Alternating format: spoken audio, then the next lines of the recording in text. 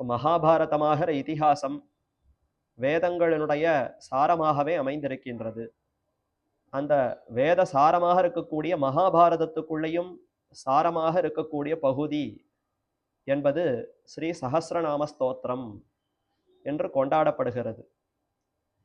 மகாபாரத சாரத்வாத் என்று பராசர பட்டர் எனும் ஆச்சாரியர் இந்த சஹஸ்ரநாம ஸ்தோத்திரத்துக்கு உண்டான பெருமையை தெரிவிக்கும் பொழுது முதல் பெருமையாக தெரிவிக்கிறார்.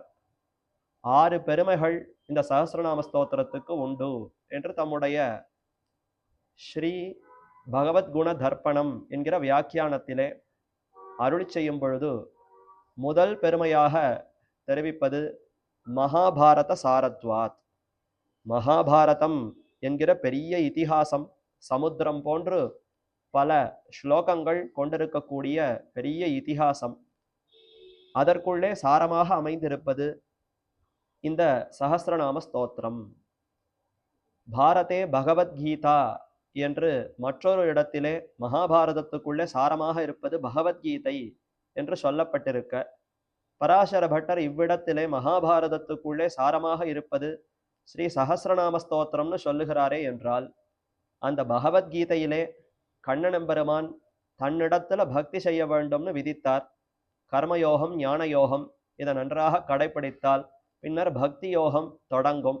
அப்படி பக்தி யோகத்தை தொடங்கினவன் கண்ணனை இடைவிடாமல் நினைக்க வேண்டும்.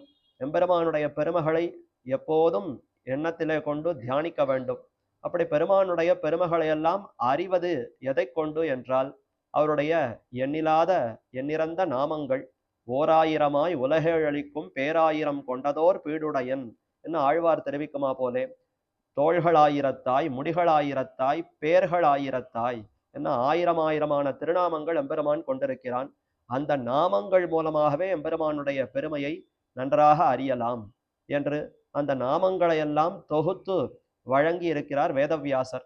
அப்ப அந்த நாமங்கள் மூலமாகத்தான் கண்ணனெம்பெருமானுடைய பெருமையை அறிந்து தியானிக்க முடியும் என்றால், அப்ப பகவத்கீதையை கடைபிடிக்க வேண்டும், அதுல சொன்ன அர்த்தத்தை கடைபிடிக்க வேண்டும் என்றால் அதற்கு முக்கியமாக அவசியமாக தேவையாக இருப்பது ஸ்ரீ சஹஸ்ரநாம ஸ்தோத்திரம் என்றுதான் இதனுடைய கருத்து. ஆகவே மகாபாரதத்திற்குள்ளே சாரமாக இருக்கக்கூடியது ஸ்ரீ சஹஸ்ரநாம ஸ்தோத்திரம். அடுத்த ரிஷிபிகி பரிகானதா என்று 2வது பெருமையை தெரிவிக்கிறார். பல ரிஷிகளும் எப்போதும் இந்த எம்பெருமானுடைய நாமங்களை உச்சரிக்கிறார்கள்.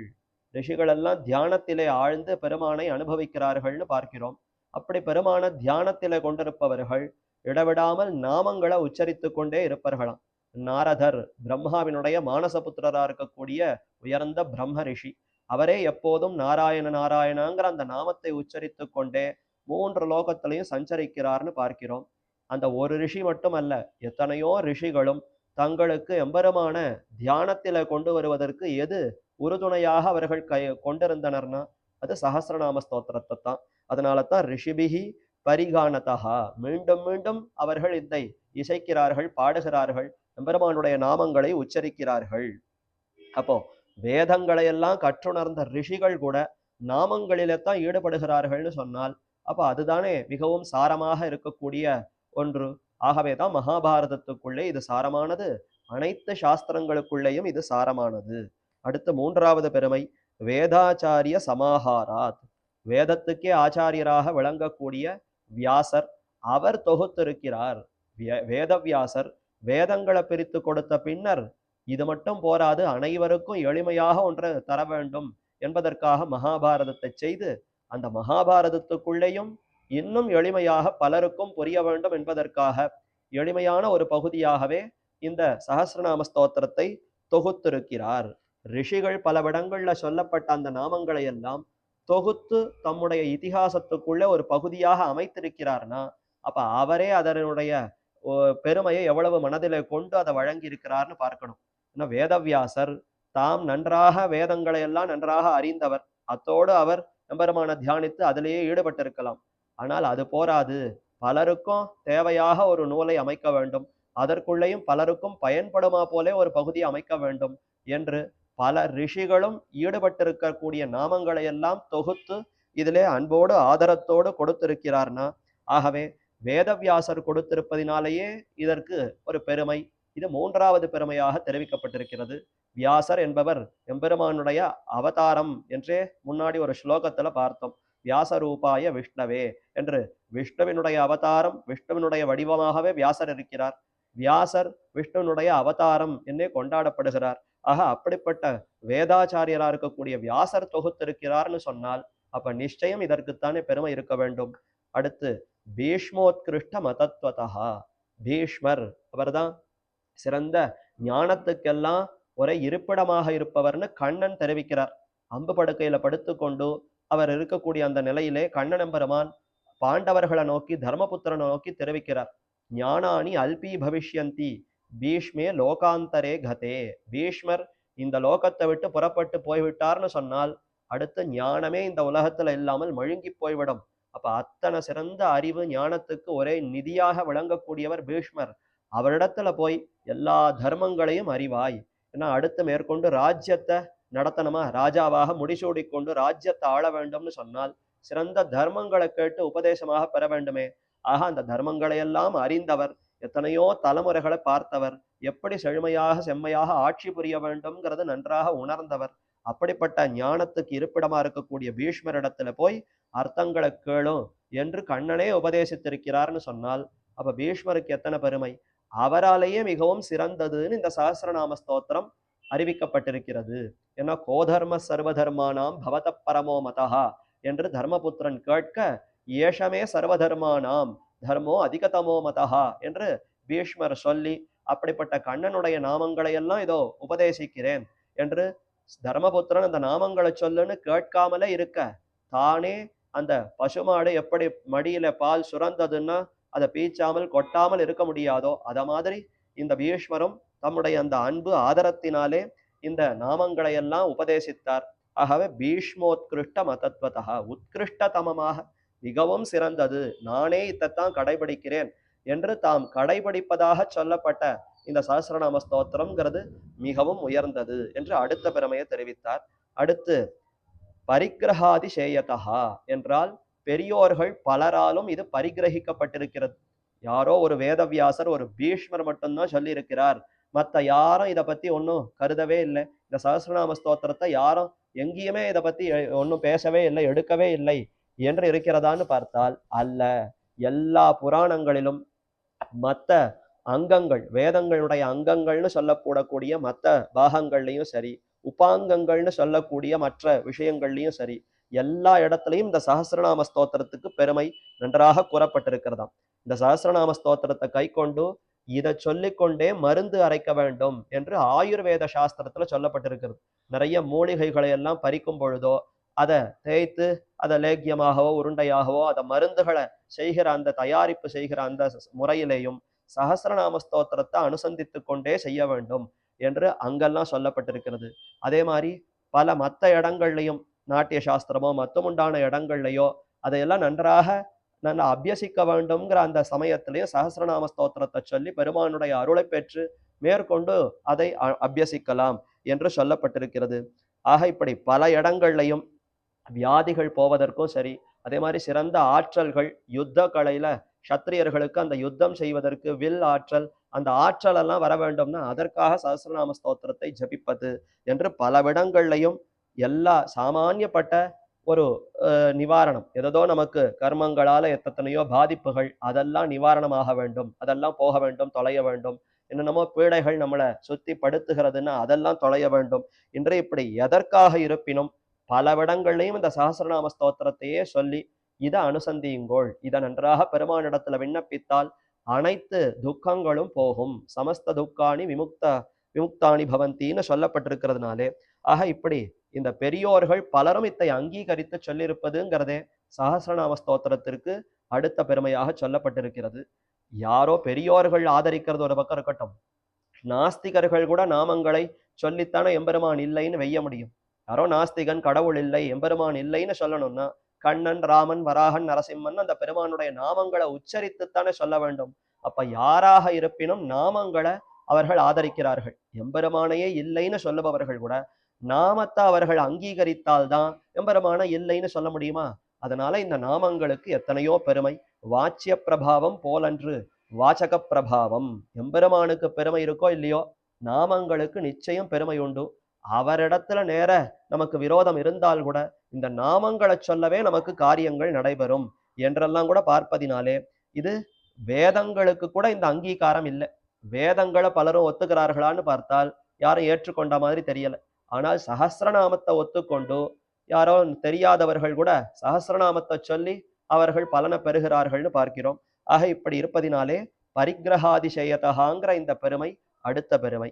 அடுத்து இறுதியாக 6வது பெருமை பகவத்கீதை. கீதா ஐகாஷ்ட தஷ்சனஹா.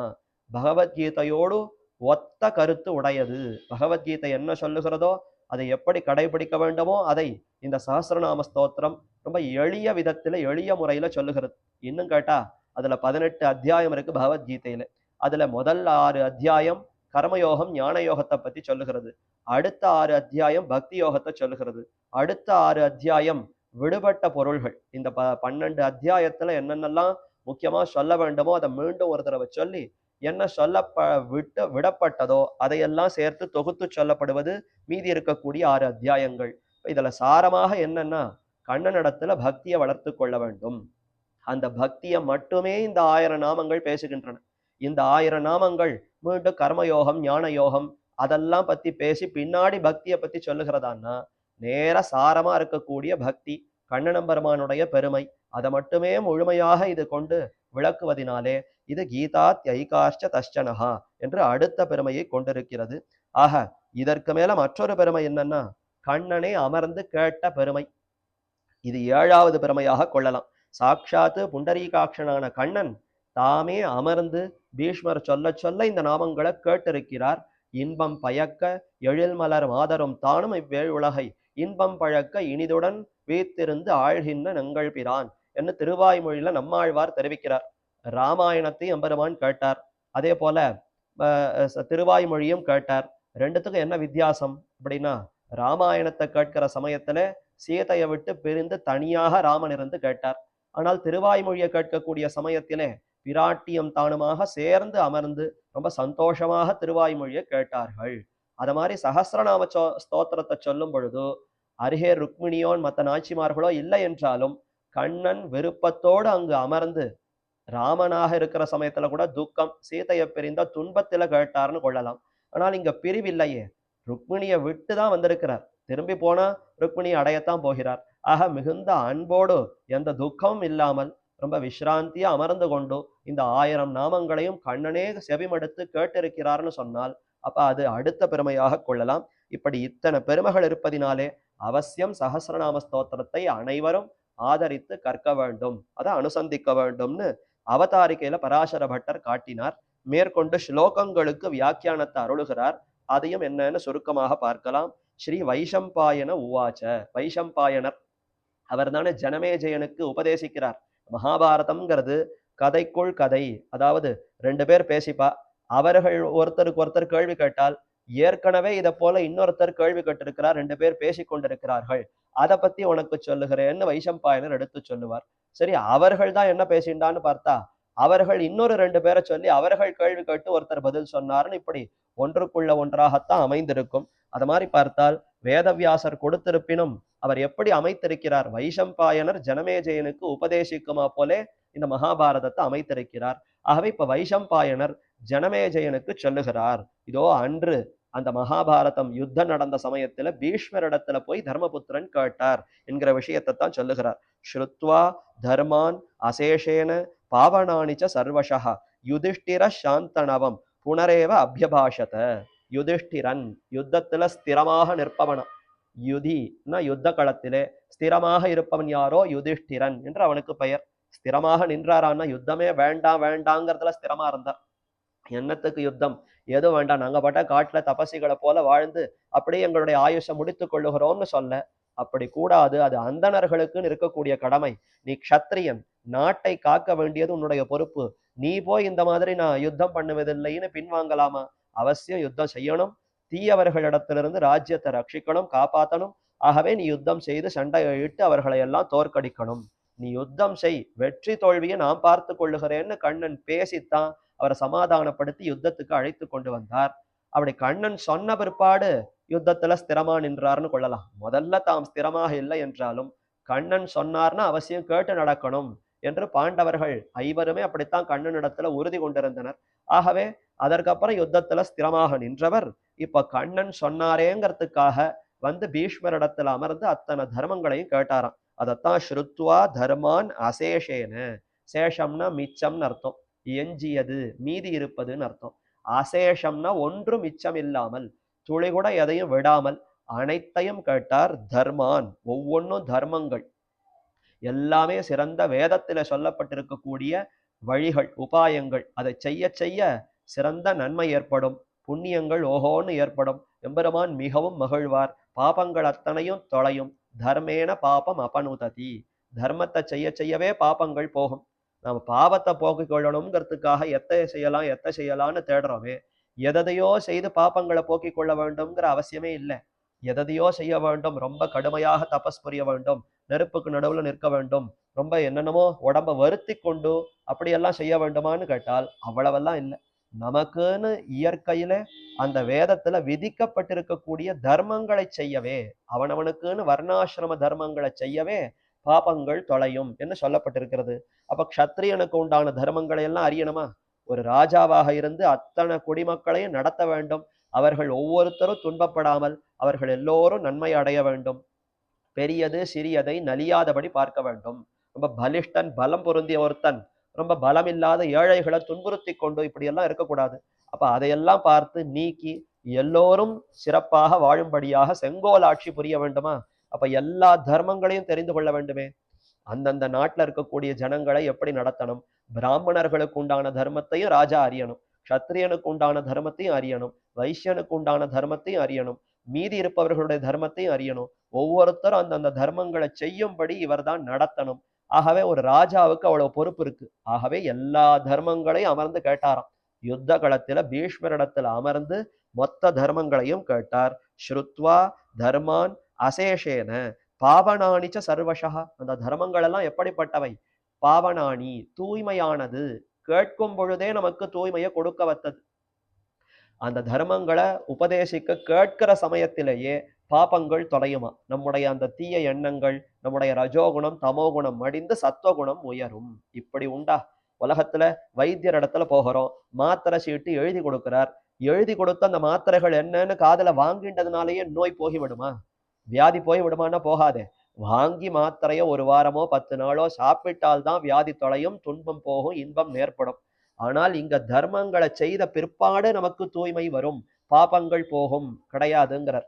கேட்கும் பொழுதே ஸ்ருத்வா, அப்படி கேட்கிற சமயத்திலேயே அந்த பாவனங்கள், அந்த பாவனத்தன்மையை கொடுக்க வத்தது, தூய்மையை அழிக்க வத்தது. பாவனானிச்ச சர்வசா, அனைத்தும் தூய்மையானவை.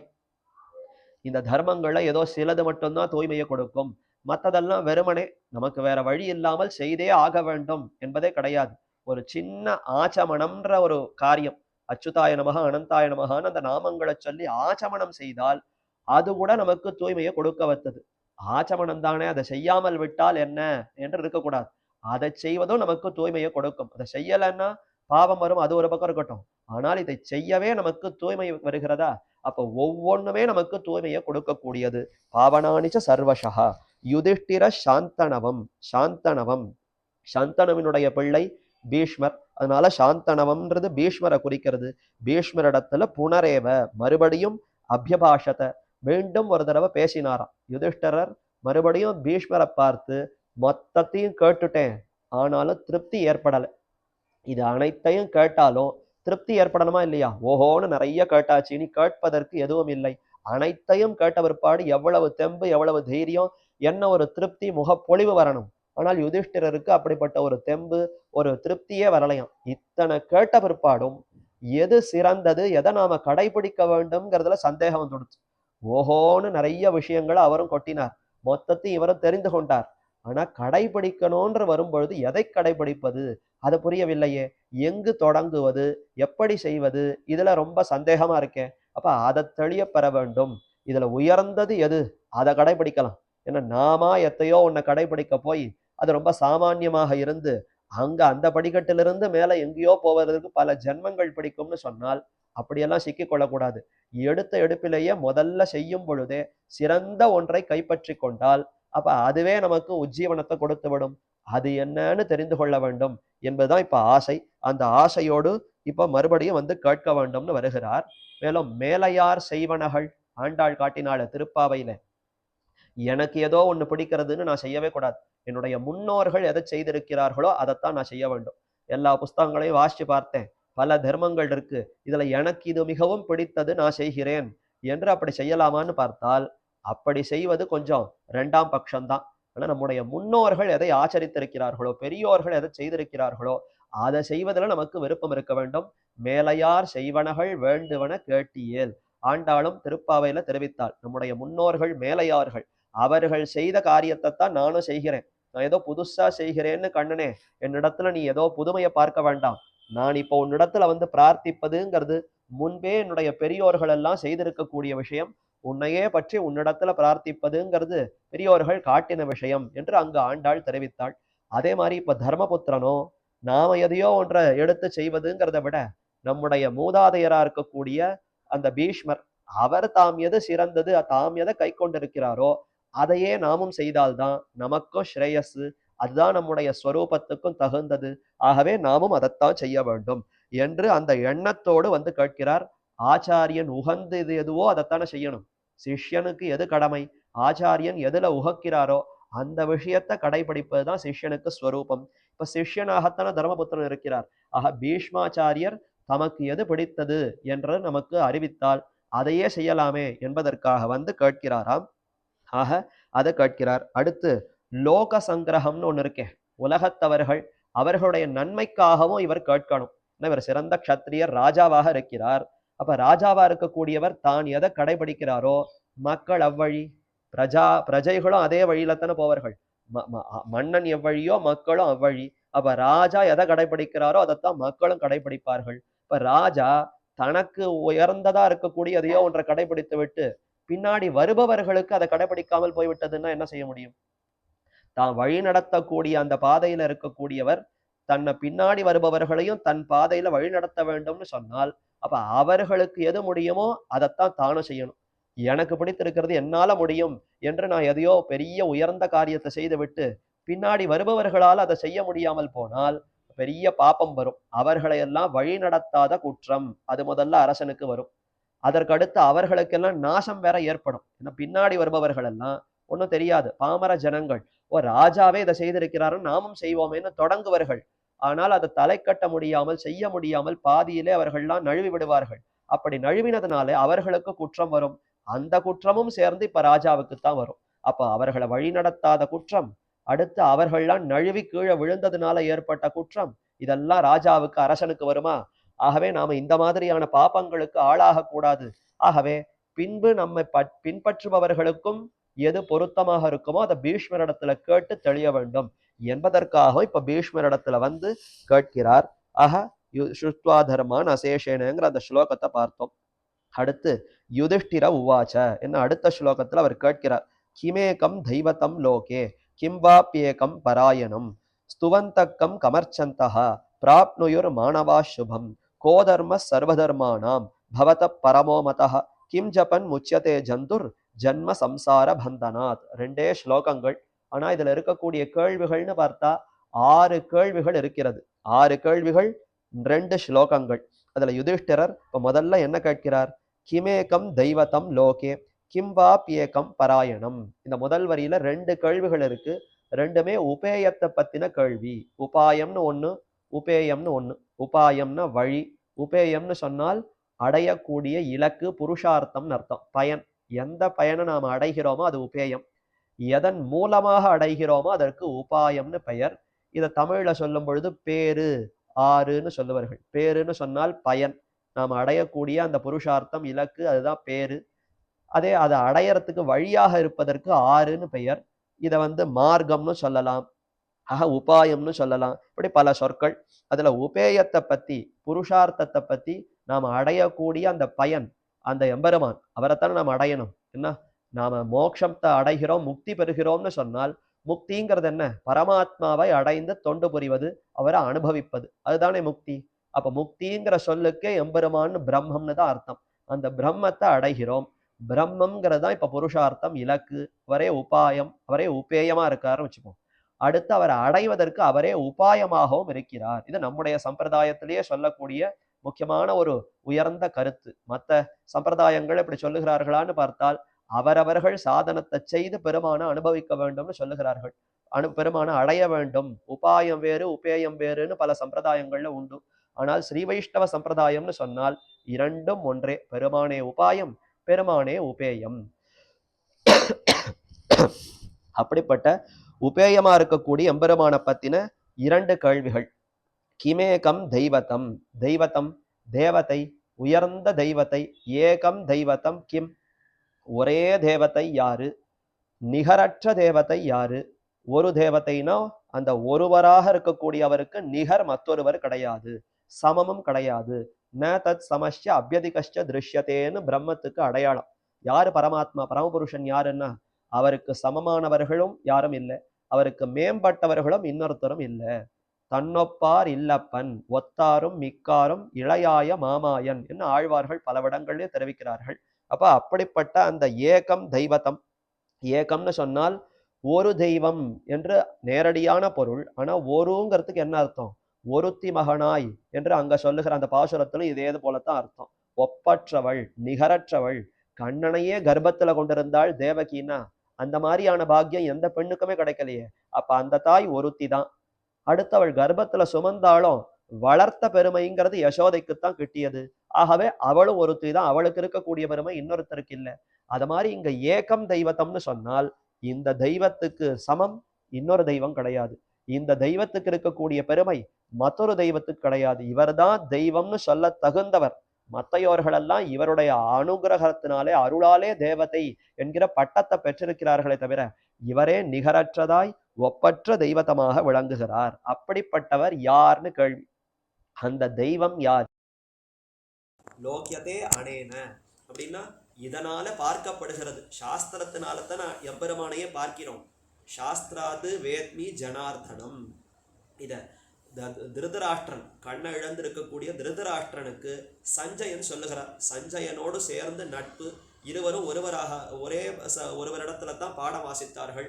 2 பேருமே ஒரு சாலை மாணாக்கர்கள் என்று சொல்லலாம். ஒரே பாடசாலையில 2 பேரும் வாசித்தார்கள். அப்படி வாசித்த சமயத்துல சஞ்சயனுக்கு நல்ல ஞானம் வந்துடுத்து. ஓஹோன்னு கண்ணனிடத்துல பக்தி, நல்ல சிறந்த ஞானம். ஆனா திருதராஷ்டிரனுக்கு அந்த அளவுக்கு ஞானம் இல்லை, அறிவில்லை. அறிவின்மையால அவன் தவிக்கிறான். இது அவனுக்கே ஆச்சரியமா இருக்கு. நம்மோட கூட படித்தவன் தானே சஞ்சயன், அவன் எப்படி நல்ல ஞானியாக ஆகிவிட்டான், நமக்கு ஞானம் வரலையேன்னு சஞ்சயனையே பார்த்து கேட்கிறச்ச அப்பா அவன் சொல்லக்கூடிய வார்த்தை, எனக்கு தாழ்ந்த விஷயங்கள்ல புத்தி போகாது. ந விருத்தா தர்மமாச்சரே, தாழ்ந்த தர்மங்கள் அனுஷ்டிக்க மாட்டேன். மத்தையோர்களை கெடுக்கணும் வஞ்சிக்கணுங்கிற எண்ணம் எனக்கு இல்லை. பக்தியா சாஸ்திராத்து வேத்மி ஜனார்தனம். ஜனார்தனான எம்பெருமானிடத்துல பக்தி கொண்டிருந்தேன். பக்தியா சாஸ்திராத்து, அந்த பக்தியினாலையும் சாஸ்திரத்தினாலையும் எம்பெருமான அறிந்து கொண்டேன். பக்தியோடு சாஸ்திரத்தை அணுகினால் நிச்சயம் எம்பெருமான் நமக்கு காட்டி தருவார். ஆக லோகம்னு சொன்னால் சாஸ்திரம்னு அர்த்தம். ஏன்னா அந்த பக்தியோடு சாஸ்திரத்தின் மூலமாக எம்பெருமான அனுபவிக்கலாம். சாஸ்திரத்தின் மூலமாக மட்டுமே எம்பெருமான அனுபவிக்க முடியுமே தவிர இந்த ஊனக்கண்களால எம்பெருமான அனுபவிக்க முடியாது. கட்கிலின்னு எம்பெருமானுக்கு திருநாமம். என்னேனும் கட்கண்ணால் காணாத அவ்வுருவை நெஞ்சென்னும் உட்கண்ணேல் காண உணர்ந்து என்னும் உட்கண்ணாகிற மனசு நெஞ்சத்தினால பெருமான பார்க்கணும். அது எப்படி பார்க்கணும்னா சாஸ்திரமுகேன பார்க்கணும். சாஸ்திரைக சமதிகம்யன், சாஸ்திரத்தினாலேயே அறிவிக்கப்படுபவன் எம்பெருமான். வேதைஷ்ட சர்வைஹி அகமேவ வேத்யகான்னு கண்ணனும் தெரிவித்தான். அனைத்து வேதங்கள்னாலேயும் அறியப்படுபவன் எம்பெருமான் ஒருவனே. ஆக சாஸ்திரம்னு சொன்னால் சாஸ்திரத்தின் மூலமாக பெருமான் பார்க்கப்படுகிறாரா? அப்ப லோகஹா, லோகே அப்படிங்கிற இந்த சொல் பார்க்கப்படுபவன், சாஸ்திரத்தினாலே பார்க்கப்படுபவன் என்று அர்த்தம் கொண்டு சாஸ்திரங்கள்னு கொள்ள வேண்டும். அப்ப சாஸ்திரங்களிலே நிகரற்ற தெய்வம்னு யார் கூறப்பட்டிருக்கிறார்னு தெரிந்து கொள்ள வேண்டும்ங்கிறதா முதல் கேள்வி. ஏதோ சாமான்யமா என் மனசுக்கு பிடிச்சிருக்கு, எனக்கு மிகவும் பிடித்தவர் இவர்தான் நிகரற்ற தேவதைன்னு சொல்லக்கூடாது. சாஸ்திர சம்மதமாய் தேவரீராலையும் உயர்ந்த தெய்வம்னு யாரு கொண்டாடப்படுகிறாரோ கருதப்படுகிறாரோ அவரை பத்தி நமக்கு சொல்ல வேண்டும். இது முதல் கேள்வி. கிம்பா பியேகம் பராயணம். பர அயனம் உயர்ந்ததான அடையத்தக்க இடம். அயனம்னு சொன்னால் இடம். அடையத்தக்க இடம். நாம யாரை அடைய வேண்டுமோ, நமக்கு இலக்கு யாரோ, உயர்ந்த மேலான இலக்கு, அந்த இலக்குக்கு போனோம்னா திரும்பி வரவே மாட்டோம். ஆ பிரம்ம புவனான் லோகான் புனராவர்த்தி நோர்ஜுன மாமுவேத்தியது கௌந்தேய புனர்ஜன்ம நவித்யதே. கண்ணன் தெரிவிக்கிறார், பிரம்மலோகம் தொடங்கி 17-14 லோகங்களும் போயிட்டு போயிட்டு திரும்பி வந்துட்டே இருக்க வேண்டியதுதான். அந்தந்த பலனை அனுபவிப்பதற்கு போகலாம், அனுபவித்த பிற்பாடு மீண்டும் திரும்பி வரலாம்.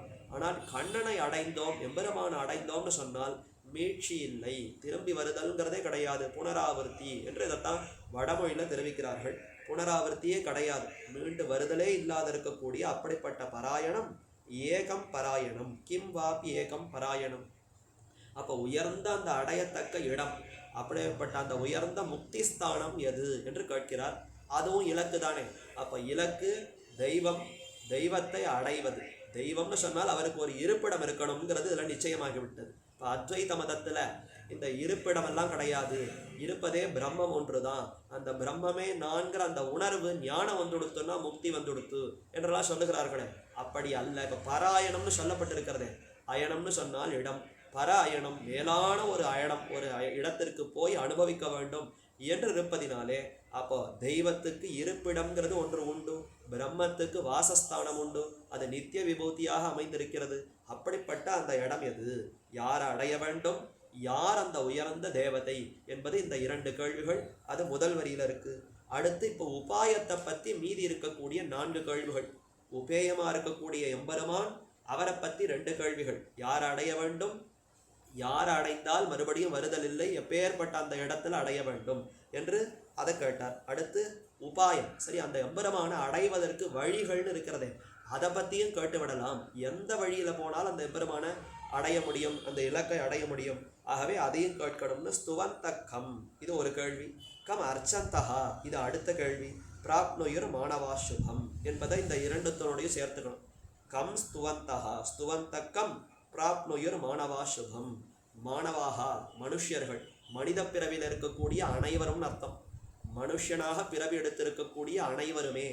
ஓ பிராமணர்கள் மட்டும், க்ஷத்திரியர்கள் மட்டும், வைஷ்யர்கள் மட்டும், வேற யாராலும் மட்டும், புருஷர்கள் மட்டும், ஆண்கள் மட்டும் கிடையவே கிடையாது. மனுஷ்ய பிறவியில பிறந்திருக்கக்கூடிய யாராக இருப்பினும் சுபம் பிராப்னுயுஹு, சுபத்தை அடையலாம். எல்லோருக்குமே நன்மை அடையக்கூடிய வாய்ப்பு இருக்கிறது. அந்த காலத்துலலாம் சாஸ்திரங்கள் வெறும் இன்னாருக்கு மட்டும்தான் உண்டு, இன்னாருக்கு கிடையாது என்று பலரும் திரித்து சொன்னார்கள். அப்படி கிடையவே கிடையாது. சாஸ்திரம்ங்கிறது அனைவருக்கும் தான் உபதேசிக்கிறது. அனைத்து மனுஷர்களும், மனித பிறவியில் இருக்கக்கூடிய அனைவருமே எம்பெருமானை அடைவதற்கு தகுதி உடையவர்கள். இல்லைன்னா பீஷ்மர் இந்த மாதிரி கேட்பாரா? பீஷ்மர் இடத்துல தர்மபுத்திரன் இப்படி கேட்பாரா? அப்போ மாணவாகான்னு சொல்லியிருப்பதுனாலே அனைவருக்கும் பெருமானை அடைவதில் தகுதி உண்டு. இன்னார் தான் அடையலாம், இன்னார் அடையக்கூடாதுங்கிறது இல்லை. இதைத்தான் எம்பெருமானார் பார்த்து, ஓ அப்போ எல்லாருக்குமே உபதேசிக்கலாம் போல இருக்கிறதே. ஆசையுடையோர்க்கெல்லாம் ஆரியர்கள் கூறுமென்னு பேசி வரம்பறுத்தார். என்ன, எப்போ மனுஷ பிறவியில் இருக்கக்கூடிய அனைவரும் அடையலாமோ, அப்போ என்ன தேவை? ஆசை தேவை. மனுஷனாக பிறந்திருப்பது தகுதி வந்துடுத்து, ஆனால் பெருமானை அடைவதற்கு ஆசை வேண்டுமே. அந்த ஆசையோடு இருக்கக்கூடிய மனுஷர்கள் யாராக இருப்பினும் அவர்களுக்கு உயர்ந்த அர்த்தத்தை உபதேசித்து உஜ்ஜீவனத்திற்கு வழிவகுக்கலாம்ங்கிறதா எம்பெருமானாருடைய உயர்ந்த அந்த கருத்து. அதனால தான் அனைவருக்குமாக உபதேசித்தார். அதே கருத்து தான் இங்கேயும் பீஷ்மரிடத்துல தர்மபுத்திரன் வெளிப்படுத்துகிறார். மாணவாகா சுபம் பிராப்னுயுஹு கம் ஸ்துவந்தஹா, யாரை ஸ்துதித்து, இப்போ அந்த எம்பெருமானை, அதாவது யாரை ஸ்துதித்து சுபத்தை அடையலாம். சுபம்னு சொன்னால் இப்போ மேலே சொல்லியிருக்கக்கூடிய அதே விஷயம்தான். உயர்ந்த மேலான ஆனந்தம், அந்த எம்பெருமான அனுபவித்தல், ஒரு துளியும் துன்பமே கலசாத இன்பம், துன்பமே கலவாத ஒரு ஆனந்தம், நிரதிசய அந்த ஆனந்தத்தை அடைவது. நிரதிசயம்னா அதற்கு மேம்பட்டது இல்லை, அதற்கு மேம்பட்ட நன்மை இல்லை. அப்பேற்பட்ட அந்த நன்மை சுபத்தை அடைய வேண்டும். ஸ்துவந்தகா, யாரை ஸ்துதித்து அடையலாம். ஸ்துதித்தல்னு சொன்னால் மனதாலே அவரை பற்றி பெருமைகளை நினைத்தல், வாக்குனாலையும் ஸ்துதித்தல், ரெண்டுமே வைத்துக்கொள்ளலாம். வாக்குனால ஸ்துதித்தல், மனசாலையும் நினைத்தல். மனதாலையும் பெருமானுடைய நாமங்களை நினைத்துக்கலாம், அவருடைய பெருமைகளை நினைக்கலாம். இல்லை வாக்குனாலையும் அவரை பொறுத்து ஸ்துதிக்கலாமே. அவருடைய பெருமைகளை பாடினால் அதுவே ஸ்துதி ஆகிறது. ஸ்துதின்னு சொன்னால் உயர்ந்தவனை பற்றி தாழ்ந்தவன் அவருடைய பெருமைகளை பாடுவது, அதுதான் ஸ்துதி. ஸ்துதின்னா ஒரு பெரியவனுடைய பெருமைகளை ஒரு தாழ்ந்தவன் பாடுதல், அந்த பெருமைகளை எல்லாம் அவனிடத்துல விண்ணப்பித்தல். அப்படி ஸ்துதித்து அந்த பெருமானுடைய அருளை பெறலாம், சுபத்தை பெறலாம். அடுத்து கம் அர்ச்சந்தகா, அர்ச்சனை பண்ணுவதுன்னு சொன்னால் வழிபாடுன்னு அர்த்தம். அர்ச்சனைன்னா கோவிலில் போய் நாமங்களை சொல்லி அர்ச்சனை பண்ணுறார், அவர் புஷ்பத்தை சேர்க்கிறார், திருத்துழாயை சேர்க்கிறார், அது மட்டும் அல்ல. அர்ச்சனம்ன்றது வழிபடுதல், அவரை பிரீத்தி அடைய செய்தல். அந்த தெய்வம் மகிழ்கிறார், ரொம்ப சந்தோஷப்படுகிறார். அவர் சந்தோஷப்படுமா போல அவருக்கு என்னென்ன உபச்சாரங்கள் தொண்டுகளை புரிகிறோமோ அதற்கெல்லாம் அர்ச்சனைன்னு பெயர். அர்ச்சாவதாரம் என்ன எம்பெருமானுக்கு திருநாமா? நாமெல்லாம் கண் கொண்டு சேவிக்குமா போல பெருமான் ஒரு உருவத்தில் சேவை சாதிக்கிறாரே, அவருக்கு அர்ச்சாவதாரம்னு தானே பெயர்னா, அர்ச்சிக்க தகுந்தவர்ன்றதுனால அர்ச்சாவதாரம்னு பெயர். சரி, அர்ச்சித்தல்னா என்ன? நமக்கு எப்படியெல்லாம் அவரிடத்துல விருப்பமோ அப்படியெல்லாம் தொண்டு புரியலாம், அவரிடத்துல வேண்டிய உபச்சாரங்களை சமர்ப்பிக்கலாம். திருமஞ்சனம் பண்ணணுமா பண்ணலாம், போனகம் நைவேத்தியத்தை கண்டருளை பண்ணலாம், அவருக்கு புறப்பாடுகளை செய்யலாம், அலங்காரங்கள் பண்ணலாம். இப்படி எந்தெந்த விதத்தில் வேண்டுமோ அப்படியெல்லாம் அவரை இஷ்டப்படி அலங்கரித்து உபச்சாரம் பண்ணி தொண்டு புரிந்து வணங்கலாமா? அப்படிப்பட்ட வழிபாடு தான் இவ்விடத்துல அர்ச்சனைன்னு சொல்லப்படுகிறது. கம் அர்ச்சந்தகா. அப்போ யாரை குறித்து ஸ்துதித்து மனிதர்கள் சுபத்தை அடையலாமோ அதை பற்றி சொல்லும். யாரை குறித்து அர்ச்சனை செய்து அவரை நன்றாக வழிபட்டு அவரை மகிழ்ச்சி அடையும்படி செய்து சுபத்தை அடையலாமோ அதை செய்யலாம் என்று இப்படி 2 உபாயங்களை சொன்னார். அதுல ஒன்று லகு உபாயம். இந்த ரெண்டுமே லகு உபாயம். அதாவது ஸ்துவந்தகாங்கிறது ரொம்ப லகுவானது தானே, ரொம்ப சிரமப்பட்டு உடலை வருத்தி கொண்டு செய்ய வேண்டியது ஒன்றும் இல்லை. ஆக அப்படிப்பட்ட ஒரு உபாயம் அது ஸ்துவந்தகா. அதே அர்ச்சனைன்னு சொன்னால் அது மனசு வாக்கு காயம்னு 3த்தையும் ஈடுபடுத்தணும். கொஞ்சம் உடலை ஈடுபடணும், கை கால்களை கொண்டு அவர்களுக்கு வழிபாடு செய்ய வேண்டும்னு சொன்னால் அது சற்று சிரமத்தோடு கூடியது. முதல்ல சொல்றது லகு உபாயம். அந்த லகு உபாயமாக இருக்கக்கூடிய ஸ்துவந்தகா காட்டிலும் சற்று சிரமத்தோடு கூடியிருப்பது அர்ச்சன உபாயம். அது கம் அர்ச்சந்தகா பிராப்னுயுர் மாணவா சுபம் என்று அடுத்து சொல்லி கோதர்ம சர்வதர்மானாம் பவத பரமோமதா. அடுத்து தர்மங்களுக்குள்ளே நீரறிந்த தர்மங்கள் சர்வதர்மானாம் பவதா பரமோமதா, அனைத்து தர்மங்களுக்குள்ளேயும் உம்மாலே பவதா பரமோமதா உயர்ந்தது மேலானது என்று நீர் எதை கொண்டிருக்கிறீரோ, எதை நீர் ஆமோதிக்கிறீரோ, எதை நீர் அனுஷ்டிக்கிறீரோ அதை சொல்ல வேண்டும் என்று. இதுவும் உபாயத்தை பற்றின கேள்விதான். இது சாத்திய உபாயம். முதல்ல சொன்னது சித்த உபாயம், அடுத்து சாத்திய உபாயம்னு 2 வேறுபாடுகள் இருக்கு. சித்த உபாயம்னா எப்போதும் சித்தமா இருக்கு, நாம என்னமோ அதை ரொம்ப சிரமப்பட்டு சாதிக்க வேண்டிய அவசியம் இல்லை. சாதிப்பதுன்னா செய்து தலை கட்டுவதுன்னு கொள்ளலாம். நான் முயற்சி பண்ணி செய்து முடிப்பது சாதிப்பதுன்னு அர்த்தம். நான் முயற்சியே பண்ண வேண்டாம், ஏற்கனவே சித்தமா இருக்கு. அப்ப இருக்கிறத நாம் போய் பற்றி கொண்டால் போறோமா? அந்த சித்தோபாயத்தை பத்தின கேள்விகள் அந்த முதல் 2. ஸ்துவந்தகா கம் அர்ச்சந்தகா. பெருமான் சித்தமா இருக்கார், அவரை நான் ஸ்துதிக்கிறேன்.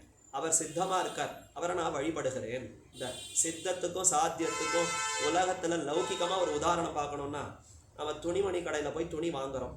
அதுல சித்தமா ஏற்கனவே நமக்கு தைத்து வைத்திருக்கக்கூடிய சட்டையை வாங்கி போட்டுக்கிறோம்னா ஒண்ணுமே இல்லை, போய் அதற்கு உண்டான பொருளை கொடுக்குறோம், ரூபாவை கொடுக்குறோம், சட்டையை வாங்கிக்கிறோம், மாட்டிக்கிறோம்.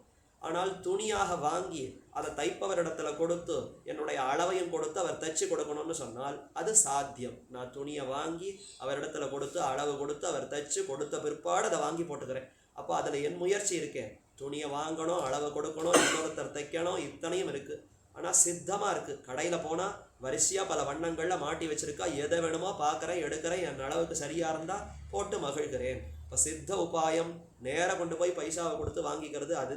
ஆனால் இங்கே சாத்திய உபாயம்னா துணியை வாங்கி தைத்து போட்டுக்கொள்வது. அதை மாதிரி இப்போ எம்பெருமான் சித்தமாக இருக்கார்.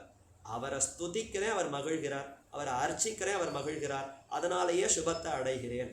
அப்போ சித்தோபாயத்தை பற்றின கேள்விகள் முதல் 2. அதுலேயும் லகு உபாய சித்தோபாயம். லகு ஸ்துவந்தகாங்கிறது ரொம்ப லகுவானது, எளிமையானது, கொஞ்சம் சிரமத்தோடு இருக்கக்கூடியது அர்ச்சனகா, அர்ச்சனை பண்ணி எம்பெருமான வழிபடுவது. அடுத்து கோதர்ம சர்வதர்மானாம்ங்கிறது, இந்த இடத்துல தர்ம சப்தம்ங்கிறது சிரமப்பட்டு செய்ய வேண்டிய சாத்தியமான தர்மங்கள். கர்மயோகம், ஞானயோகம், பக்தி யோகம்னு பலது இருக்கிறதே. இந்த மாதிரியான உபாயங்களை இவ்விடத்துல தர்மம்னு சொல்லி சர்வதர்மானாம் அனைத்து தர்மங்களுக்குள்ளேயும் பவதா பரமோமதா கோதர்மஹா உம்மாலே உயர்ந்ததுன்னு கொண்டிருக்கக்கூடிய தர்மம் எது என்று அடுத்து 5வது கேள்வி. அடுத்து 6வது கிம் ஜபன் முச்சதே ஜந்துர் ஜன்ம சம்சார பந்தனாத். இது ஜப ஆலம்பன உபாயம். இது அந்த தர்மங்களை காட்டிலும் வேறானது. இது வெறும் ஜபம், வாச்சிக ஜபம், மானசிக ஜபம். எப்போதும் வாக்கால ஜபம், நாமங்களை உச்சரித்து கொண்டே அந்த பெருமானுடைய அருளை பெறுவது.